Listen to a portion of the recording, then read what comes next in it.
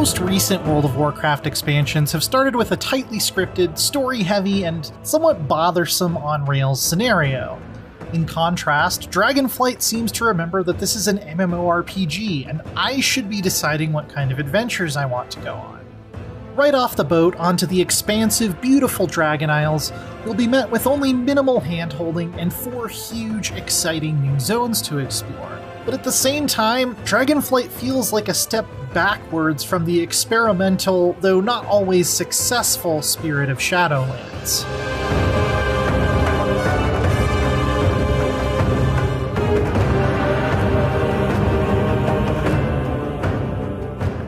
There's no denying that the new zones are downright gorgeous. The contrast between volcanic wastelands and verdant river valleys and the waking shores is a breathtaking introduction to the expansion. And these locales feature some of the best side quest writing I've ever seen in WoW. One of my favorite quests involved just sitting and listening to a red dragon, shapeshifted into a humble dwarf, talk about all of his regrets and the pain of being banished from his homeland for 10,000 years. Another one I loved involves traveling slowly on foot with a centaur clan to their sacred meeting grounds, complete with a pit stop for a hunting competition.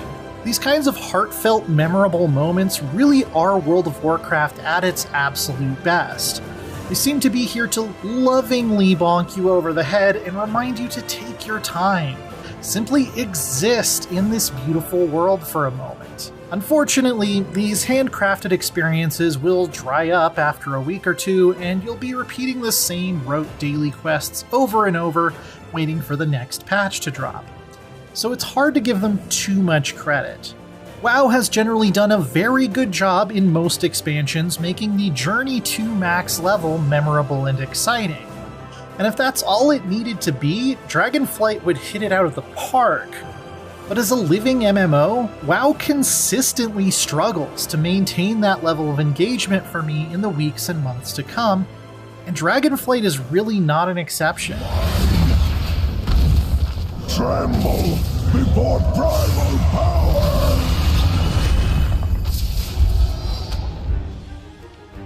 Where this expansion really does try to spread its wings, figuratively and literally, is in the design of the new Dracthyr Evoker class. And I have to admit, they're pretty freaking cool. Having a racial soar ability and some signature dragon-themed attacks like Deep Breath let you do stuff like this. In World of Warcraft, the game where you hit wolves with a stick?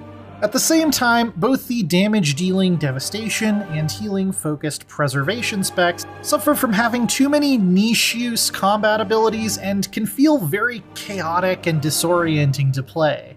Especially compared to WoW's last hero class, the delightfully straightforward Demon Hunter, Evokers are just a bit over-designed. Where the Dracthyr can glide, however, the new dragon riding system allows all of your characters to soar, zooming over the landscape at up to 3 times the speed of WoW's traditional flying mounts. I feel like I can't ever go back to that old system. It feels incredible when you're soaring, banking, and diving around with a palpable sense of momentum and physicality that WoW normally lacks.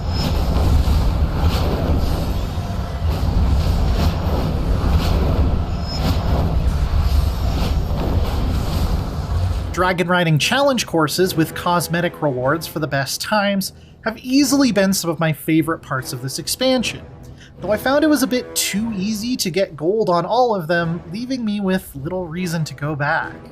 I'm not a huge fan of how these dragons control on a mouse and keyboard either, though. They seem to be begging for controller support, which has long been rumored but never actually manifested.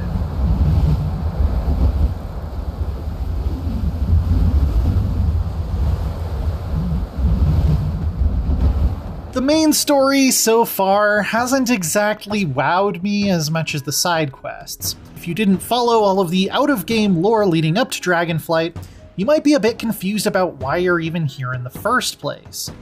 There is some tension between the major good guys, but it rings kind of hollow right now.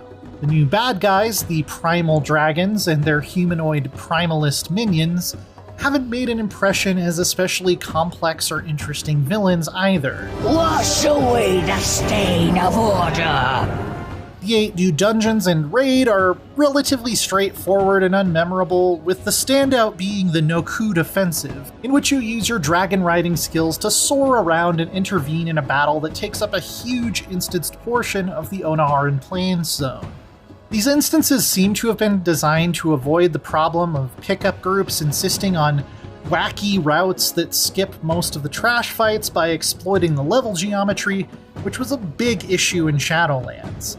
But overall, these dungeons are just kind of meh. On the bright side, the new Mythic Plus season is bringing back 4 legacy dungeons from Mists of Pandaria, keeping things fresh by letting us revisit some of the best content from WoW's 18-year history is such a no-brainer, and I really hope they keep it up. The new crafting system is probably the best it's ever been in WoW's history, with varying qualities of materials and different results for finished products based on your skill level and progression choices. When I make myself a pair of Tier 5 leather pants, I know every stat on these bad boys is as high as it can be because my leatherworking skill is so much higher than the recipe calls for, because I specialized into leather pants specifically, and because I chose only the finest bear asses in their manufacture. Problem is, it's still very grindy. Dragonflight has tried to respect our time more by giving us fewer daily chores to do, with even standard daily quests resetting once or twice a week instead of every 24 hours. But for crafters, you're still expected to farm the same overworld monsters for dozens of hours just to make one piece of epic gear, on top of the fact that the new Spark of Ingenuity item only lets you make one per week anyway. This would be the perfect place to plug in something like Shadowlands Maw Zone or randomized solo dungeons in the Spirit of Torghast. Why do I need to put on a podcast and zone out to get all these materials when I could be doing something fun instead?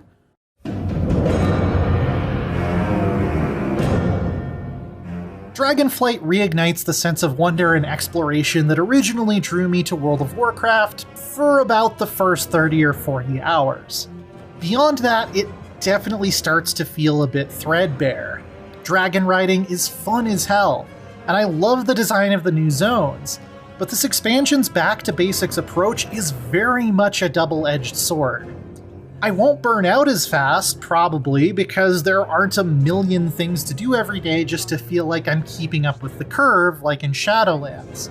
But at the same time, I don't feel like there's enough to do that's genuinely interesting once I've cleared all the very well-written side quests.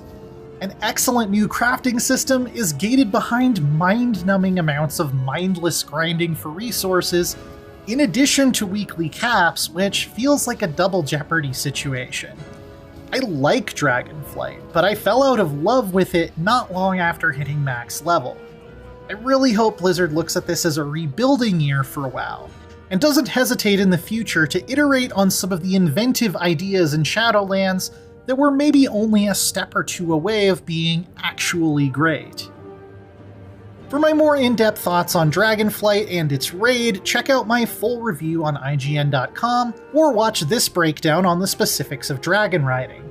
And for everything else, stick with IGN. Here, the new age of dragons shall begin.